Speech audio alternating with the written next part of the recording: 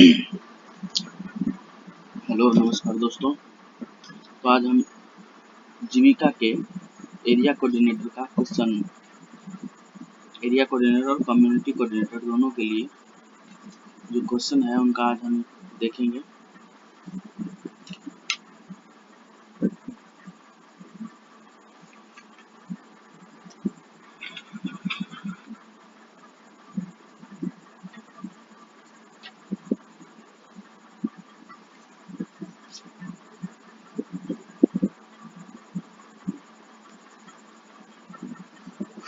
नमस्कार दोस्तों, मैं हूं आपका दोस्त जितेंद्र और आज के क्लास में हम पढ़ेंगे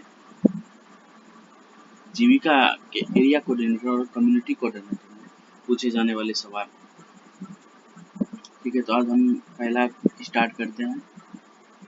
ठीक है, तो पहला क्वेश्चन है हमारा, 15 अगस्त 2025 को भारत के किस प्रधानमंत्री 15 अगस्त 2025 को भारत के प्रधानमंत्री नरेंद्र मोदी ने राष्ट्रीय सुरक्षा के पहल के लिए किस मिशन की घोषणा की है? तो ऑप्शन है मिशन सुदर्शन चक्र, मिशन गदा, मिशन त्रिनेत्र, मिशन चतुर्भुज। तो याद रखिए mission Sudarshan, mission option A सही है। मिशन सुदर्शन चक्र की घोषणा की है 15 अगस्त 2025 को भारत के प्रधानमंत्री नरेंद्र मोदी ने राष्ट्रीय सुरक्षा पहल के लिए मिशन सुदर्शन चक्र की घोषणा की है। ठीक है, और दूसरा क्वेश्चन है हमारा कि पहले अम्मा सम्मान निधि दिवस के अवसर पर नारी अदालत का शुभारंभ किस राज्य में किया गया? तो अम्मा नारी अदालत का शुभारंभ पहले अम्मा सम्मान दिवस के अवसर पर नारी अदालत का शुभारंभ सिक्किम राज्य में किया गया। तो हम याद रखेंगे सिक्किम राज्य सही ऑप्शन है। सिक्किम राज्य में इसका शुभारंभ किया गया है। तीसरा क्वेश्चन है ज्ञानपीठ पुरस्कार 2024 से किसे सम्मानित किया गया? तो ऑप्शन है सूर्यबाला, विनोद शुक्ला, गुलजार, बानू मुश्ताक। तो याद रखिए ज्ञानपीठ पुरस्कार 2024 से विनोद शुक्ला को सम्मानित किया गया है। विनोद शुक्ला याद रखेंगे। भारत सरकार द्वारा पीएम ई ड्राइव योजना को किस वर्ष तक बढ़ाया गया? पीएम ई ड्राइव योजना को किस वर्ष तक बढ़ाया गया है? तो याद रखेंगे इस योजना को ज्ञानपीठ पुरस्कार भारत सरकार द्वारा पीएम ई ड्राइव योजना को वर्ष 2028 तक बढ़ाया गया है। वर्ष 2028 तक बढ़ाया गया है। ठीक है, वर्ष 2028 तक बढ़ाया गया है।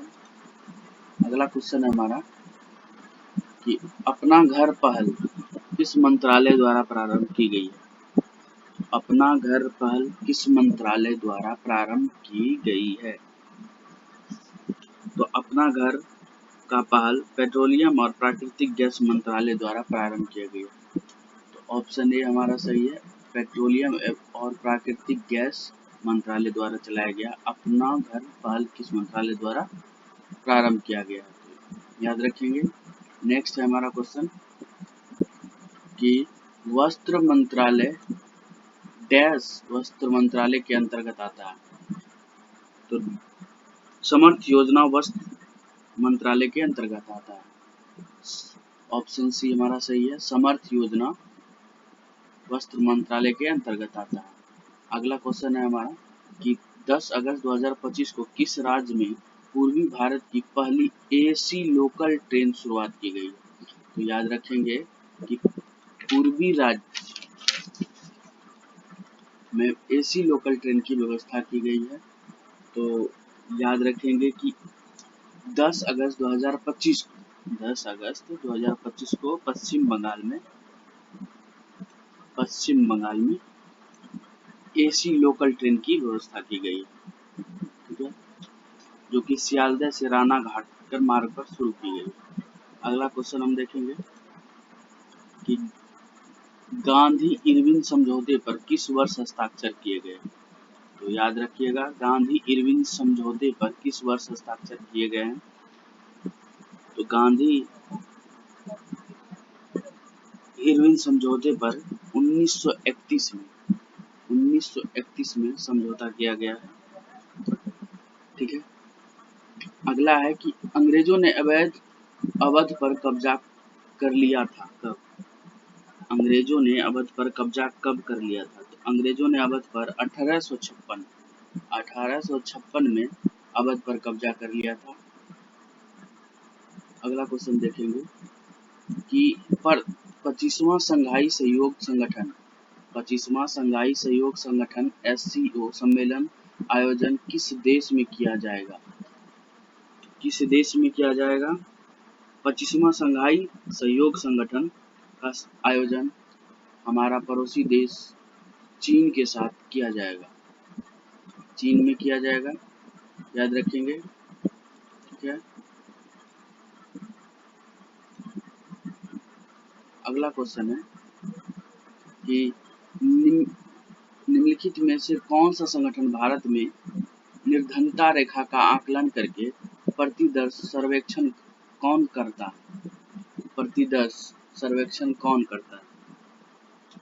तो NSSO संगठन ऑप्शन ए हमारा सही आंसर होगा, ये संगठन।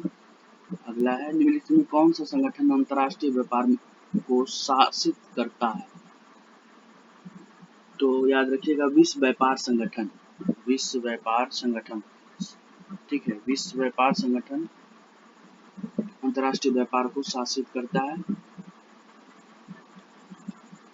अगला क्वेश्चन है यदि किसी ध्वनि स्रोत की तीव्रता को 100 गुना बढ़ा दिया जाए तो डेसिबल स्तर में कितनी वृद्धि होगी? अगर आप किसी भी ध्वनि स्रोत की तीव्रता को अगर 100 गुना बढ़ा देते हैं तो 20 डेसिबल की वृद्धि होगी। ठीक है, तो आप इनको फार्मूले से भी निकाल सकते हैं, याद रखिएगा 20 डेसिबल की वृद्धि होगी। आप इसको किस फार्मूले से भी निकाल सकते हैं। अगला क्वेश्चन है हमारा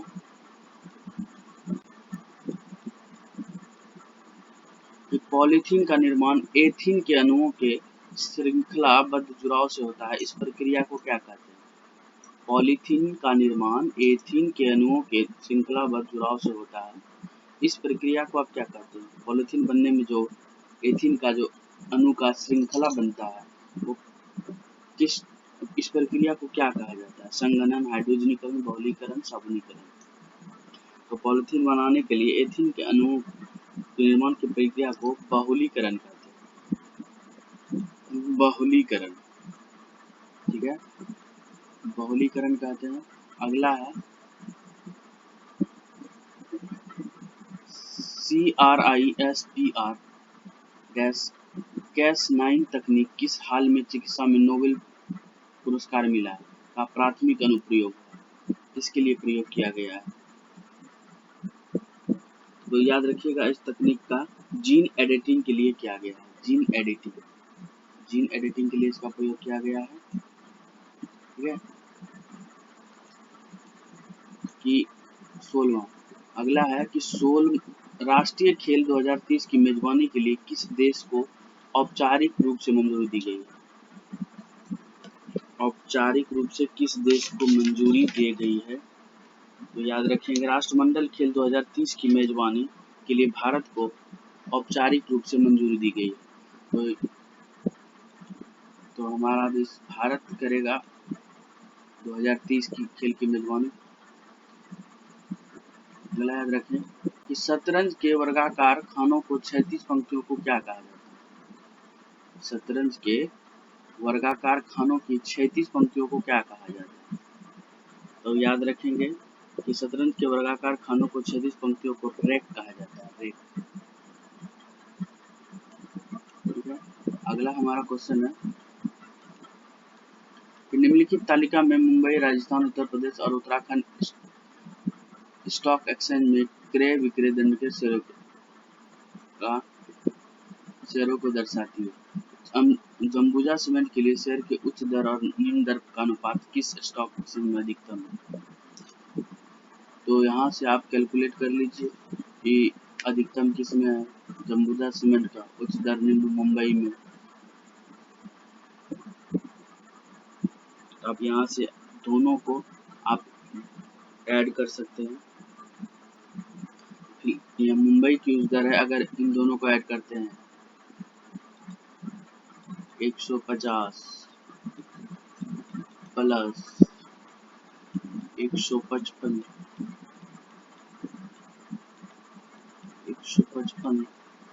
बटा 2 करते हैं, जिनका अनुपात अधिकतम आएगा वही आंसर होगा। 5 3 3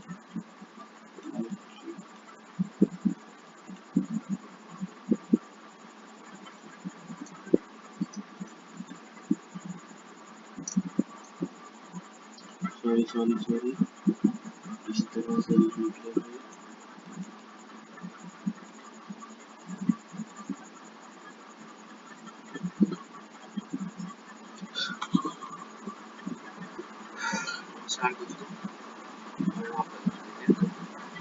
आज के क्लास में पढ़ेंगे जीविका के एरिया पूछे जाने वाले सवाल।